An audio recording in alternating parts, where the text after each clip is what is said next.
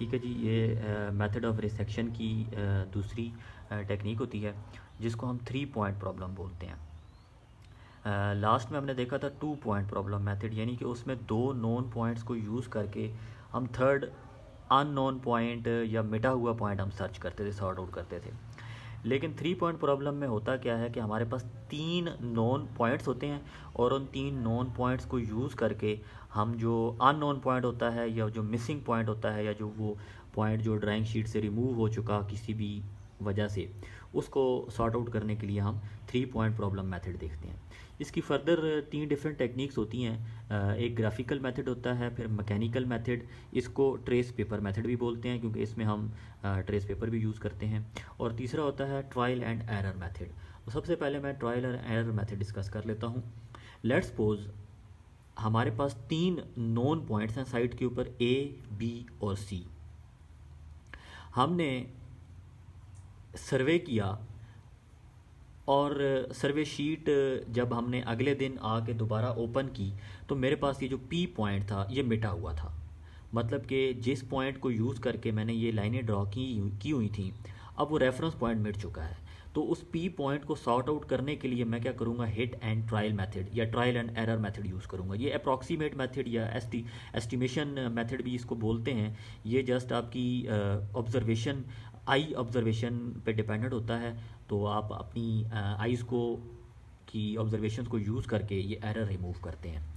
Let's suppose हम इसको देख लेते हैं कि ये सिनेरियो था, 3 पॉइंट्स हैं ए बी सी, ये साइड के ऊपर हमारे नोन पॉइंट्स थे और शीट के ऊपर मैंने ये पॉइंट ए बी और सी करके मार्क किए हुए थे।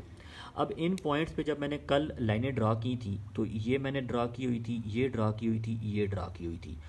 लेकिन ये जो बैक पॉइंट था पी पॉइंट जिस पे ये तीनों आगे बाइसेक्ट कर रही थी, जिसको मैंने रेफरेंस बनाया था जिस पॉइंट को, वो मिटा हुआ है। तो उसको मैंने सॉर्ट आउट करना है। तो अगेन मैं करूँगा क्या, ग्राउंड के ऊपर जहाँ पर ये तीनों पॉइंट्स थे, तो मैं इमेजिन कर लूँगा कि मेरा पी पॉइंट यहाँ कहीं लाई कर रहा था जब मैं कल सर्वे कर रहा था।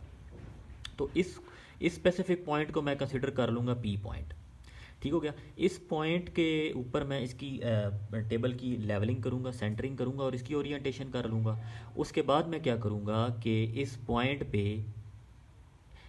मतलब जब मैंने ये पॉइंट मार्क कर दिया पी पॉइंट्स ग्राउंड के ऊपर, तो अपनी आई ऑब्जर्वेशन को यूज़ करके मैं क्या करूँगा कि पॉइंट सी को सबसे पहले, यानी कि इस पॉइंट से मैं पॉइंट सी को भी ऑब्ज़र्व करूँगा और पॉइंट बी को भी ऑब्ज़र्व कर रहा हूँ यूजिंग माई आई साइट। उस ऑब्ज़र्वेशन को जब ये तीनों पॉइंट्स जो हैं अलाइन हो जाएंगे तो मैं क्या करूँगा, मैं इस लाइन को पीछे एक्सटेंड कर दूँगा। इसी तरह मैं पॉइंट बी से अगेन अपनी यूजिंग माई आई ऑब्जर्वेशन मैं क्या करूँगा, पॉइंट बी को साइड करूँगा और एक स्ट्रेट लाइन मार्क कर दूँगा। इसी तरह मैं पॉइंट ए को ऑब्ज़र्व करूँगा और एक स्ट्रेट लाइन पीछे को मार्क कर दूँगा। अब यहाँ पर मुझे ये अंदाज़ा होता है कि मेरे 2 पॉइंट्स, यानी कि ये सी और ए वाले पॉइंट्स, ये इस पॉइंट पे आके बाइसेक्ट करते हैं। लेकिन ये जो तीसरी लाइन है, ये इन 2 पॉइंट्स को बाइसेक्ट नहीं कर रही।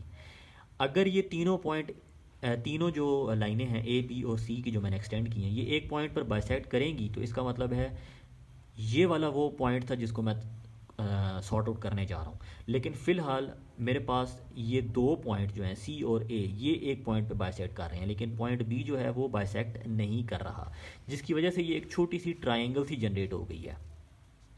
इस ट्राइंगल को ट्राइंगल ऑफ एरर बोलते हैं। इसको हमने रिमूव कैसे करना है, रिमूव हमने अगेन मैनुअली ही करना होता है कि अपने प्लेन टेबल को इस तरह मैं रोटेट करूं कि इस पॉइंट को जब मैं दोबारा साइट करूं तो वो इस तरह करके इस पॉइंट से आके बाइसेक्ट करे। यानी कि मैंने क्या किया, प्लेन टेबल को इस तरह रोटेट किया कि ये जो मेरा तीसरा पॉइंट है ये भी जाके इन 2 पॉइंट्स की जगह पे जाके बाइसेक्ट कर ले। अब हमने ये देखा कि मैंने जब उस प्लेन टेबल को रोटेट किया, अब तीनों पॉइंट्स जो हैं इस जगह पर आके बाइसेक्ट कर रहे हैं। तो जहाँ पर ये तीनों पॉइंट्स आके बाइसेक्ट करेंगे, मेरा ये पी पॉइंट होगा जो कि जिसको मैं सॉर्ट आउट करने जा रहा था या जो शीट पे मिट चुका था, ये वो वाला पॉइंट है।